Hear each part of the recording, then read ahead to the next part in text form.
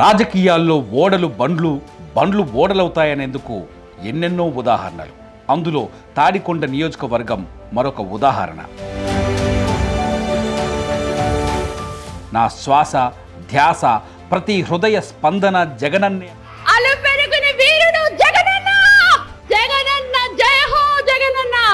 చంద్రబాబు నాయుడు గారు ఎప్పటికీ యూటర్న్ ఆయనకు అలవాటు, ప్రతిదాన్ని కూడా ఆయన చెప్పడం అలవాటు.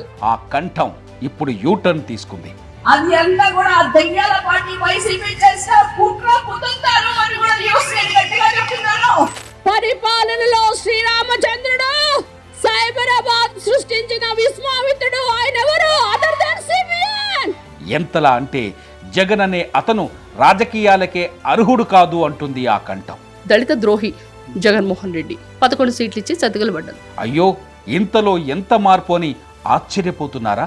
అయితే రండి, ఆ విషయమై ఇలా అన్న ఆ మాజీ మహిళా ప్రజాప్రతినిధితో మాట్లాడి తెలుసుకుందాం.